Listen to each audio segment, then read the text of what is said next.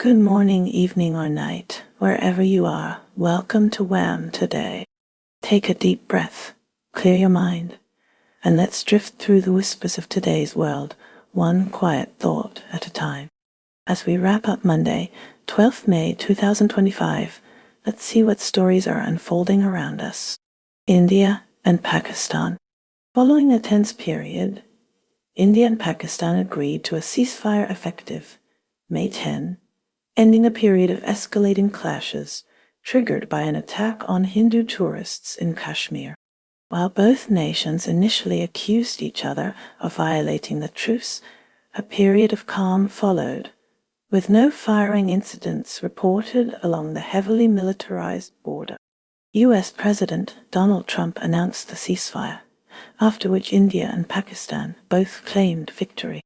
The four-day conflict, characterized by rapid escalation and conflicting statements, raised concerns about the potential for more frequent clashes fueled by religious nationalism. Civilian flights resumed, and stocks rose, signaling a return to normalcy, although areas like Jammu in Indian-controlled Kashmir sustained damage. Diplomats from both India and Pakistan welcomed the ceasefire but stressed the importance of addressing long-term distrust. India asserted that its strikes within Pakistan territory resulted in the deaths of over 100 militants, particularly in Pakistan-controlled Kashmir. The Trump administration's mediation of the ceasefire initially faced reluctance from Indian officials until nuclear fears prompted intervention. In a show of celebration, students created portraits of Narendra Modi and Donald Trump. India. Beyond the ceasefire, India extended financial assistance to the Maldives by rolling over a $50 million treasury bill for another year through the State Bank of India, SBI, responding to a request from the Maldivian government to support the Sagarmatha Sambat Summit on climate change and mountains. India gifted 15 electric vehicles to Nepal, demonstrating its commitment to environmental dialogue. A new BrahMos missile plant opened in Lucknow, India, boasting a production capacity of up to 100 missiles per year, aiming to enhance export capabilities and military preparedness amid regional tensions. India's EV initiative, however, faces potential setbacks due to China's tightening control over rare earth exports, prompting experts to explore alternative solutions like e-waste recycling.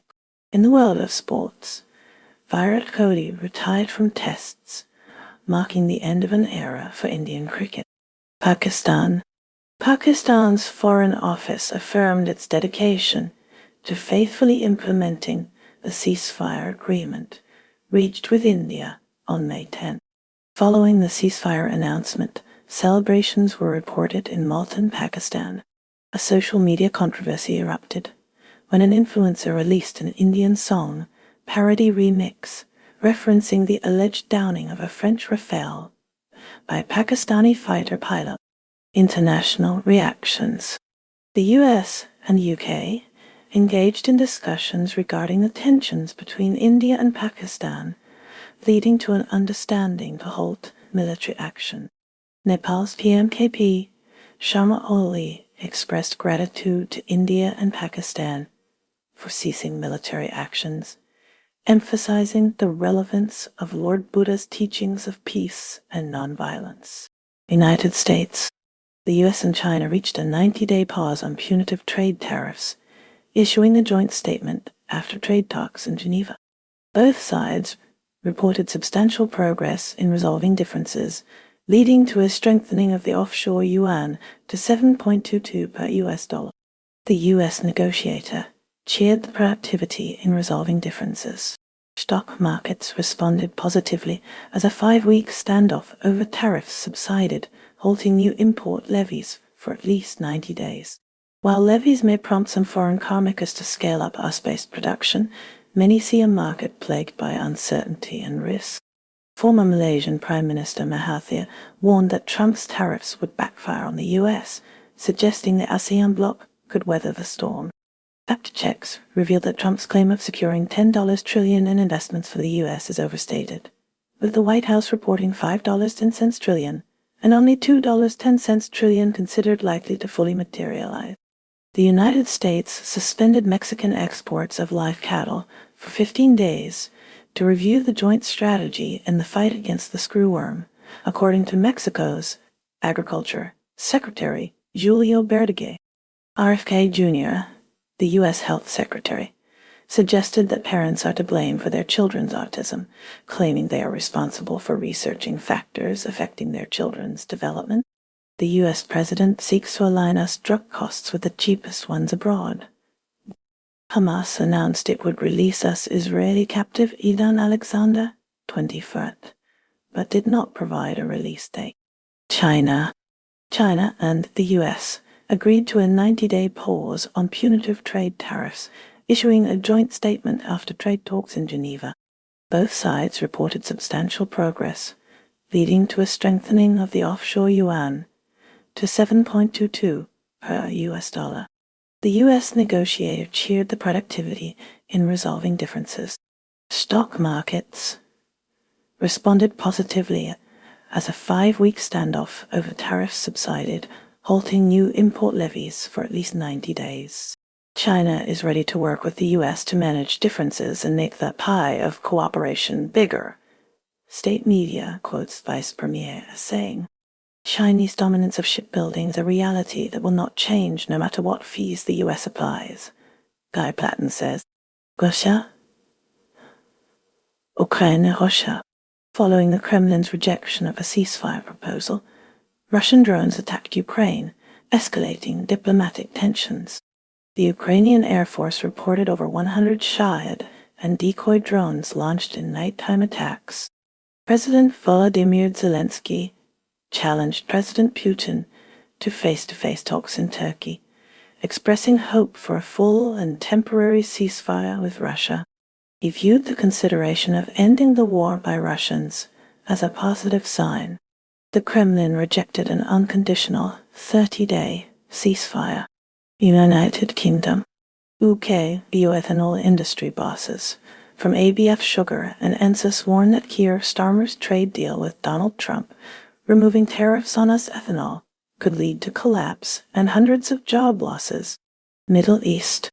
Next Global and Tojoy are among companies seeking to establish a presence in the Middle East and explore new markets in Europe. Both sides will continue talks over the Islamic Republic's nuclear program after useful round. Artificial intelligence.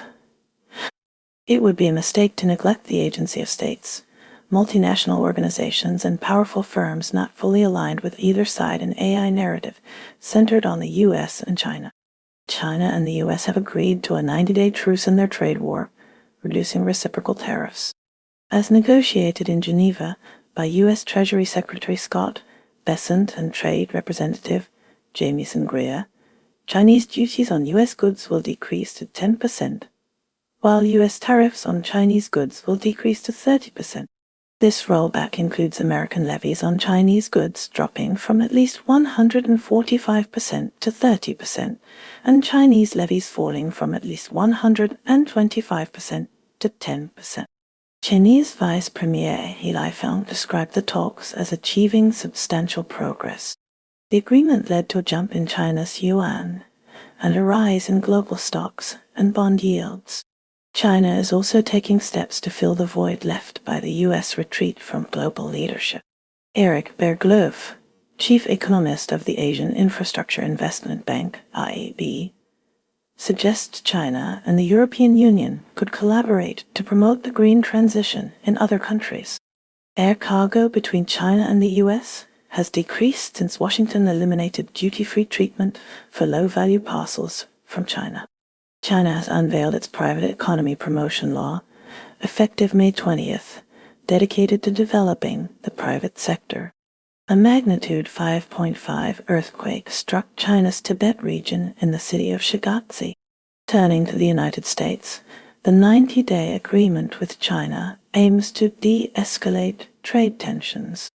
U.S. Treasury Secretary Scott Bessent and Trade Representative Jamieson Greer announced the agreement after talks in Geneva, describing it as a means to cut the U.S. trade deficit. As part of the deal, U.S. tariffs on Chinese goods will decrease to 30%. Financial markets perceive the 90-day truce as a capitulation by Donald Trump, despite potential claims of victory. India and China share a troubled border history, and Delhi has long been suspicious of the Beijing-Islamabad all-weather friendship. Meanwhile, in Pakistan, claims that Indian-owned fighters were shot down by Pakistan's vigorous Dragon jets suggest significant firsts for both aircraft. Finally, at the Vatican, Pope Leo XIV, leader of 1.4 billion Catholics, met with international media. Japan's megabanks are projected to remain stable as the Bank of Japan, BOE, proceeds cautiously with interest rate hikes. The BOE initiated these hikes in March 2024, even after halving its economic growth forecast to 0.5% for the current fiscal year. Business failures in Japan, however, have surged to an 11-year peak in April, impacting smaller firms grappling with increased prices and labor expenses.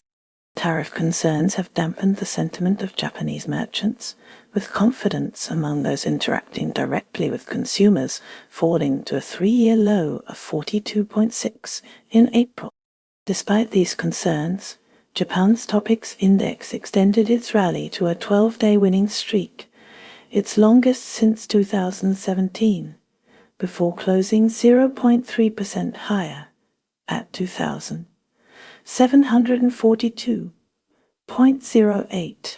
The current account surplus in Japan reached a record $30.38 trillion in fiscal year 2024, marking a high for the second consecutive year, driven by increased dividend and interest income from overseas due to a weaker yen. Aiming to address gender imbalances, Japanese universities are expanding female quotas in science-related fields, a move that has sparked debate about potential discrimination. Tensions are escalating as China increases its activity near the Senkaku Islands, including sending a government helicopter to the area for the first time, with Chinese government ships being spotted in the area for over 170 consecutive days. Activist investor Dalton Investments is seeking discussions with Fuji Media, aiming to change board members and spin off its real estate business to avoid a potential proxy fight. A stolen Kanzeon Bodhisattva statue has been returned to Kannoji Temple on the island of Tsushima after more than 12 years, signaling easing tensions between Japan and South Korea, where the statue had been located. Japan and Chile have reaffirmed the importance of free trade amidst global tariff pressures. The discount chain, Don Quixote, is experiencing a surge in sales due to its popularity among tourists. As the US and Japan negotiate tariffs, Japan is possibly employing a long-term strategy, resisting major concessions in anticipation of domestic pressures, forcing the US president to offer a more favorable deal. Israel continues negotiations with Hamas despite ongoing conflict. Prime Minister Benjamin Netanyahu has stated that discussions will continue under fire, but with a pause to facilitate the release of Edan Alexander, a 21-year-old Israeli-American soldier captured on October 7, 2023. Alexander, originally from New Jersey and stationed near the Gaza border, is the last U.S. citizen held by Hamas, believed to be alive. Israel has approved a safe corridor for his release, but refutes claims of a ceasefire agreement with Hamas. The Gaza Health Ministry reported a strike on a school in Jabalia, resulting in the deaths of at least 5 children and 4 women. The ongoing Israeli blockade of Gaza is causing critical food and aid shortages, severely impacting the 2.1 million residents, particularly hospital patients. In the United States, California State University students have launched a hunger strike, protesting the Gaza aid blockade and demanding university divestment from weapon manufacturers.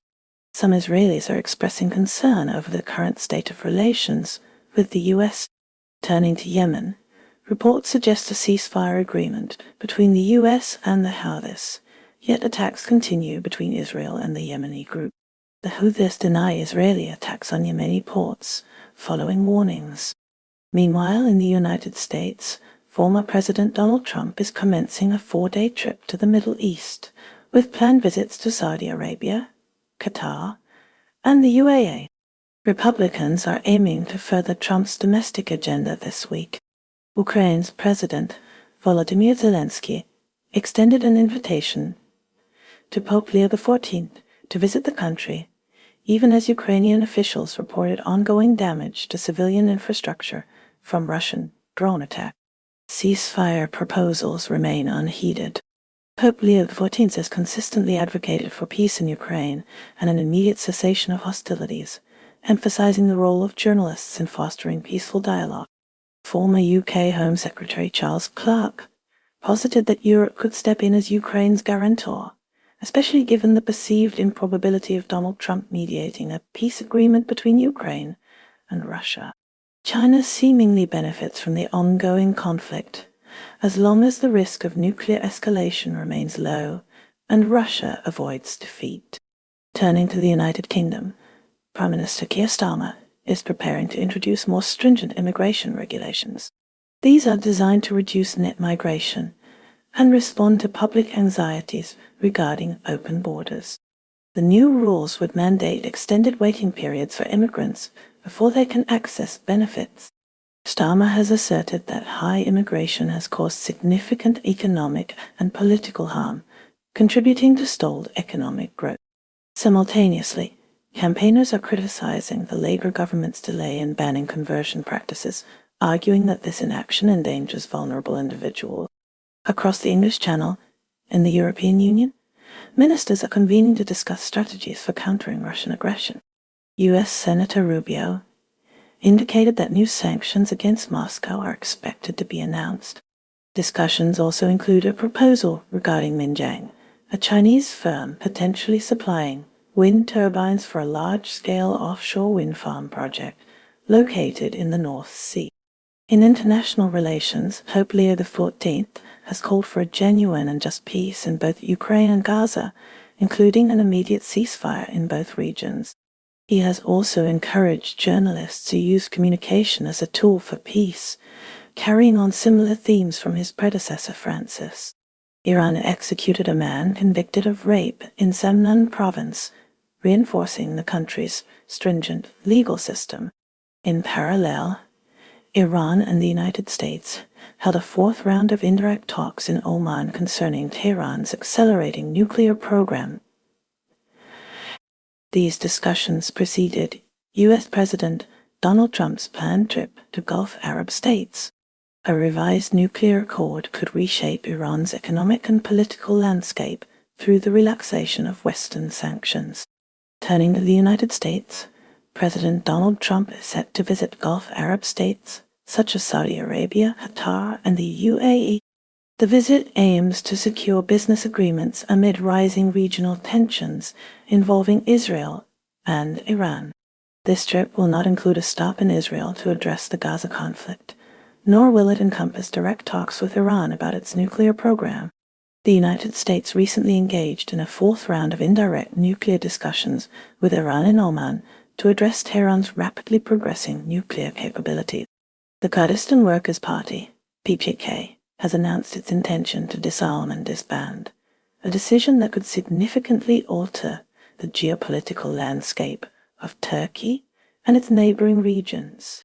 This announcement, made after a party congress in northern Iraq, follows a call from jailed leader Abdullah Öcalan 3 months earlier.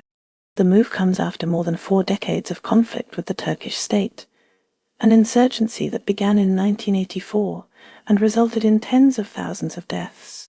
A PKK-linked agency has stated the decision is set to have far-reaching political and security consequences for the region, including in neighboring Syria, where Kurdish forces are allied with U.S. forces. The group stated that it was close to completing its historic mission. Meanwhile, Ukrainian President Volodymyr Zelensky has indicated his willingness to meet the Russian leader in Turkey to discuss a resolution to the ongoing conflict. Zelensky has stipulated that an immediate truce must be implemented before any such meeting can take place. The Philippines is in the midst of midterm elections, which are being closely watched as a barometer of the ongoing political tensions between President Ferdinand Marcos and Vice President Sara Duterte. These elections could significantly reshape the political terrain ahead of the 2028 presidential race. Adding another layer of complexity, former President Rodrigo Duterte, though facing scrutiny from the International Criminal Court, ICC, is anticipated to secure victory in the Davao City mayoral contest, highlighting his enduring influence. The resulting Senate composition will likely play a decisive role in shaping Sara Duterte's political future. Simultaneously, the Philippines is crafting a comprehensive maritime strategy, a move that reflects its delicate balancing act between Beijing and Washington. In economic developments, the United States has affirmed it will increase funding for a crucial railway initiative in the Philippines. This decision underscores deepening economic cooperation between the two nations, particularly notable given a broader suspension of foreign assistance. United States. Donald Trump plans to accept a luxury Boeing jet from Qatar's royal family as a gift to use as Air Force. 1. White House spokeswoman Caroline Leavitt confirmed the Qatari government's offer to the Department of Defense. The Air Force will equip the aircraft with secure communications and classified elements. Trump intends to convert the Flying Palace into his presidential plane. This could be the most expensive gift the U.S. government has ever received. Trump is also planning an official trip to the Middle East. Qatar.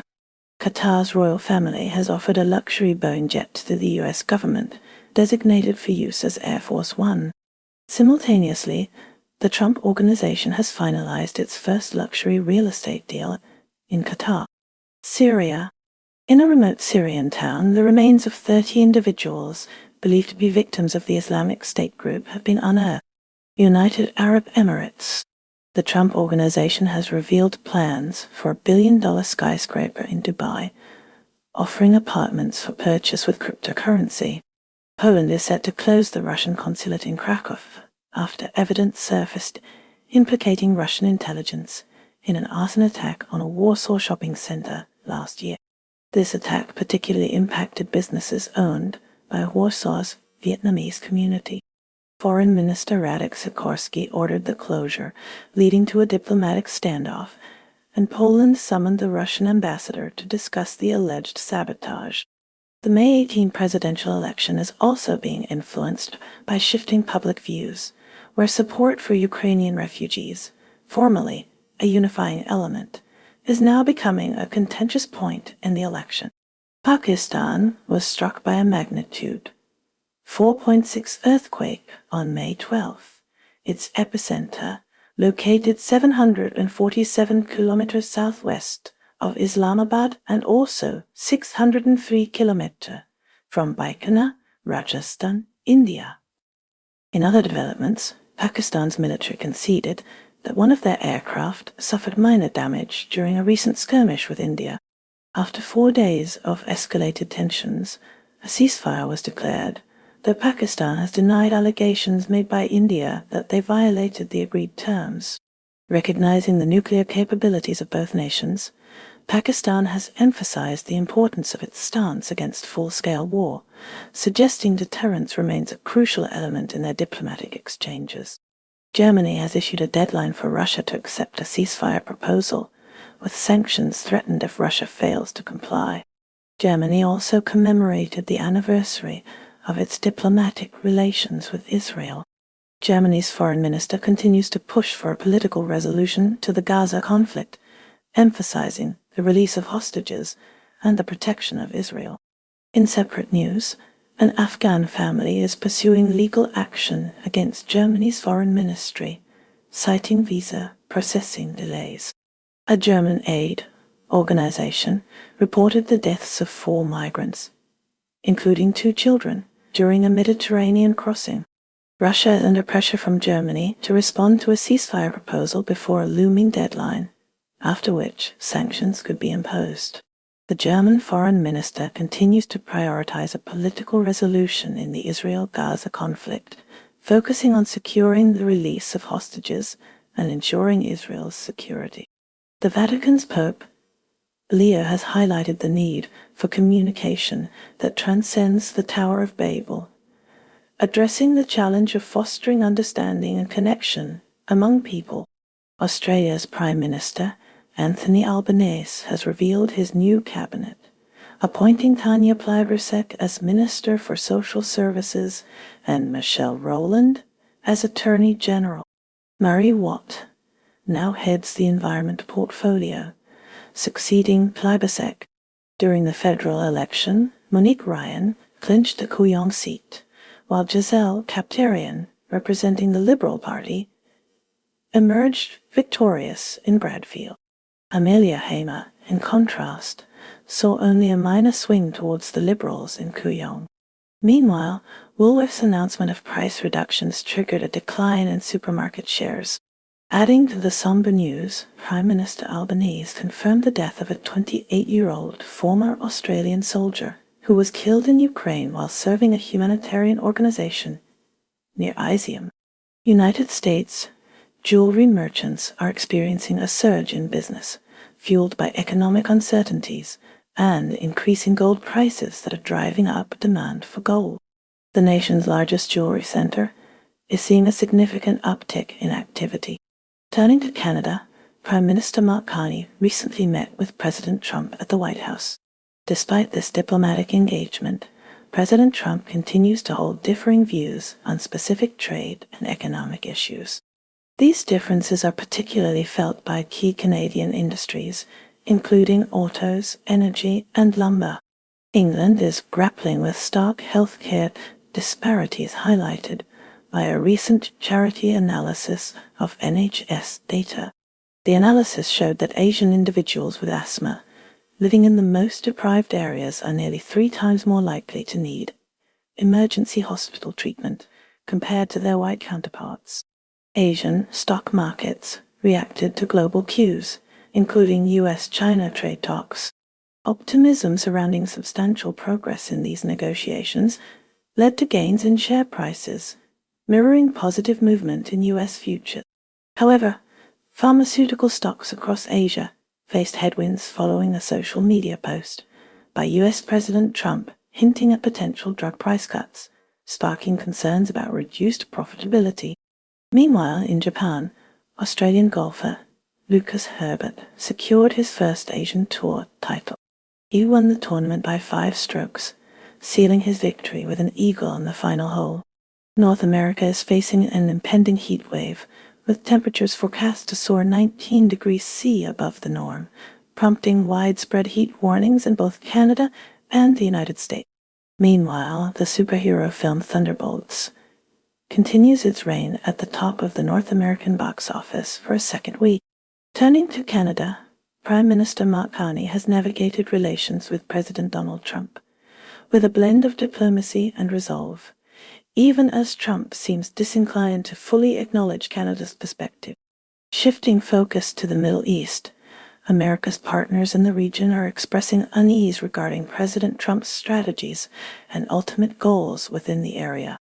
The realm of artificial intelligence is actively investigating the use of large language models like ChatGPT and DeepSeek for potential integration into decision-making within critical high-risk contexts. Albania held parliamentary elections where early results suggested the Socialist Party was likely to maintain its power. Prime Minister Edi Rama is seeking a historic 4th term, with his campaign heavily focused on Albania's ongoing bid to become a member of the European Union. This EU membership is a goal that resonates strongly with many Albanian voters. Saudi Arabia is the destination for President Trump, who seeks to secure $1 trillion in investments for the United States, a figure equaling the kingdom's entire annual gross domestic product. This visit recalls his 2017 arrival in Riyadh, where he was greeted by King Salman.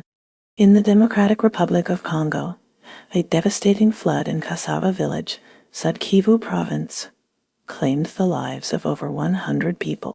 The victims were primarily children and elderly residents. Torrential rains on the night of May 8-9 triggered the disaster. Regional official Bernard Healy confirmed that 28 individuals sustained injuries during the severe flooding. Singapore is currently witnessing legal and social tension. Ministers Ong Ye Kung and Shih Hong Tat are suing a Facebook user over corruption claims related to Sahajan. Separately, actress Eleanor Lee denied insulting Chinese people after a leaked audio surfaced. The Singapore dollar's strength is also being debated amid inflation and growth worries, despite its rise against the US dollar. Afghanistan has banned chess under the Taliban regime, which views the game as a form of gambling. This decision aligns with the Taliban's strict enforcement of Islamic law. The ban further restricts social and recreational activities within the country. But turning to China, a government webpage has reclassified the Han Chinese population.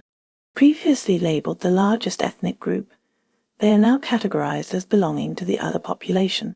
The reason for this change remains unclear, sparking speculation among observers of Chinese politics and demographics.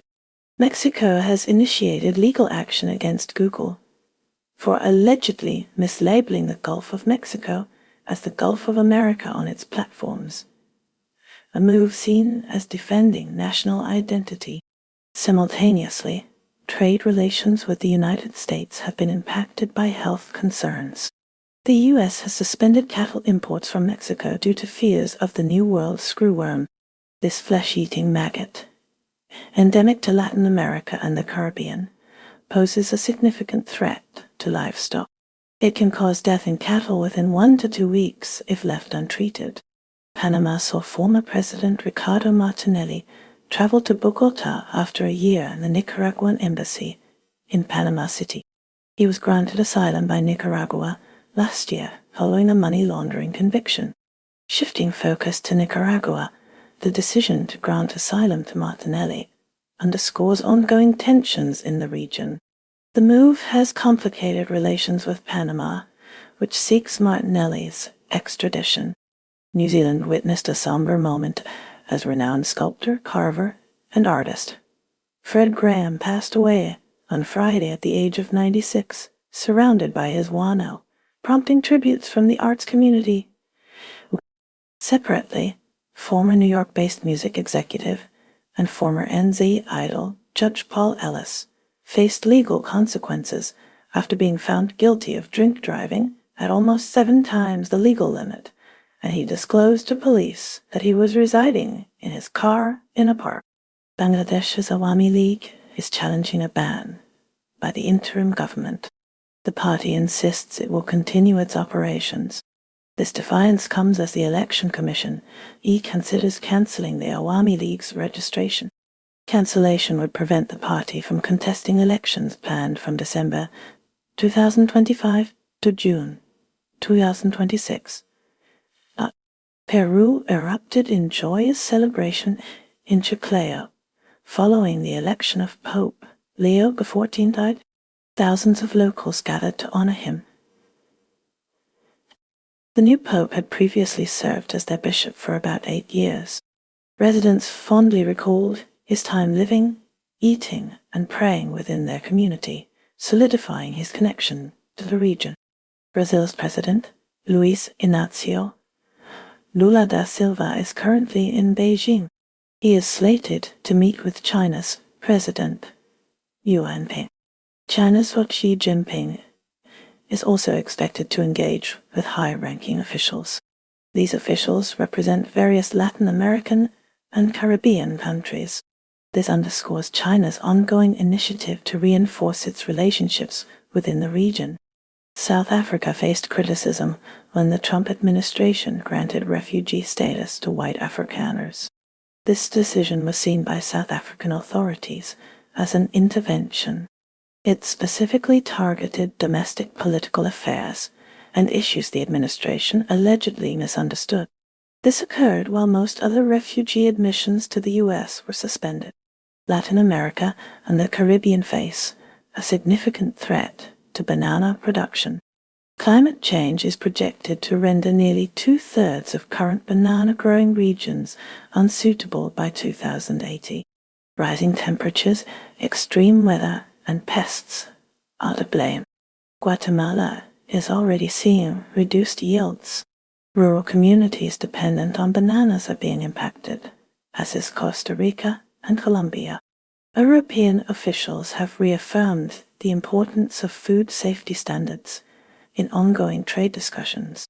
This comes after criticisms from the Trump administration about regulations hindering the sale of American beef and other meats within Europe. Moving to Canada, Prime Minister Justin Trudeau announced new measures to combat rising inflation. These measures include targeted support for low-income families and investments in affordable housing. Meanwhile, in Australia, the government is facing increasing pressure to address climate change. Public demonstrations are calling for more ambitious emissions reduction targets. Shifting focus to Brazil, President Luiz Inácio Lula da Silva is working to strengthen environmental protections in the Amazon rainforest. His administration aims to reverse the deforestation trends seen under his predecessor. In China, economic growth remains a key priority for the government. New policies are being implemented to stimulate domestic consumption and attract foreign investment. Turning to India, the government is investing heavily in infrastructure development. This includes expanding transportation networks and improving access to clean water and sanitation. In Japan, discussions are underway regarding potential revisions to the country's defense policy. This follows increasing concerns about regional security. Moving to South Africa, efforts are being made to address high unemployment rates. The government is implementing programs to support small businesses and promote job creation. In Russia, President Vladimir Putin has announced new measures to support the country's agricultural sector. These measures include subsidies for farmers and investments in agricultural technology. In the United States, the Federal Reserve is closely monitoring inflation data. Further interest rate hikes are possible depending on economic conditions. Argentina's Supreme Court uncovered Nazi propaganda within its archives, revealing historical efforts to spread Adolf Hitler's ideology in the country. Shifting focus to Canada, Prime Minister Justin Trudeau announced new measures to combat online hate speech. The proposed legislation aims to hold social media platforms accountable for harmful content shared on their sites. Germany, grappling with rising energy costs, is considering extending the lifespan of its remaining nuclear power plants. This potential policy shift marks a departure from the country's long-standing commitment to phasing out nuclear energy. In France, President Emmanuel Macron is facing renewed protests over pension reforms. Demonstrators are demanding the reversal of the controversial legislation that raises the retirement age. Moving to India, the government is investing heavily in infrastructure projects to boost economic growth. These initiatives include expanding the country's transportation network and upgrading its energy infrastructure. Brazil is experiencing increased deforestation in the Amazon rainforest, raising concerns about environmental conservation. The government is under pressure to strengthen enforcement of environmental regulations. Turning to Japan, the government is considering revising its national security strategy amid rising regional tensions. This review includes assessing the country's defense capabilities and alliances. The United Kingdom is facing ongoing labor strikes across various sectors, including healthcare and transportation. Workers are demanding better wages and working conditions amid a cost of living crisis. In Australia, the government is implementing new policies to address climate change. These measures include investing in renewable energy and reducing greenhouse gas emissions. The United States is debating new gun control measures following recent mass shootings. Lawmakers are divided on the best approach to address gun violence. Indonesia faced tragedy as an explosion during the disposal of expired ammunition in West Java killed at least 13 people, including 4 soldiers. Meanwhile, the Indonesian embassy in Wellington addressed concerns, stating they could not confirm reports of a military attack in Puncak Regency. Jamaica has seen a drop in murders, yet gang violence still poses a major threat. Activists are worried about a rise in deadly police shootings. Rights advocates are pushing for body-worn cameras to improve police accountability. Shifting focus to Canada, Prime Minister Justin Trudeau is facing scrutiny over allegations of Chinese interference in recent elections. 1. Opposition parties are demanding a full public inquiry into the claims. The controversy is fueling debate about foreign influence and election integrity. In the United States, the Federal Reserve has raised interest rates again to combat persistent inflation. The move is intended to cool down the economy. Concerns are growing about a potential recession. William H. Lewis, a distinguished figure in the Foreign Service, dedicated his career to promoting the arts and fostering engagement with artists and writers.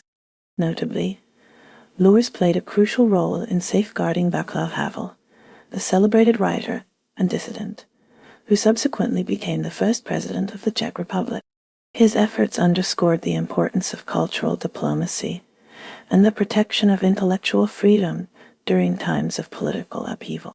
Malaysia is currently facing scrutiny as Economy Minister Rafizi Ramli voiced concerns that recent nepotism allegations could tarnish the People's Justice Party's PKR reputation, particularly regarding claims of advancing Prime Minister Anwar Ibrahim's daughter's career. Separately, a somber event unfolded on a Malaysian highway where a baby tragically died after being struck by a lorry. Norway is wrapping up its chairmanship of the Arctic Council, a period heavily impacted by the Ukraine conflict and strained relations with Russia. The situation was further complicated by former U.S. President Donald Trump's Greenland acquisition proposal. Moving to South Korea, election campaigning is now underway, with Democratic Party candidate Lee Jae-myung holding a lead in current polls at 43% support. In Thailand, rapper Azealia Banks has sparked controversy with transphobic comments aimed at Lisa from the K-pop group Blackpink. This led to a racially charged online confrontation with the K-pop star's Thai fanbase, escalating tensions. Lastly, in Papua New Guinea, police are voicing concerns about a perceived decrease in public respect for law enforcement, potentially hindering their ability to maintain order and safety. And that's a wrap for today's news, because even headlines need a nap. Stay curious, stay kind, and let the noise fade as you find your quiet. Take care, stay awesome, and I'll see you next time on WHAM Today.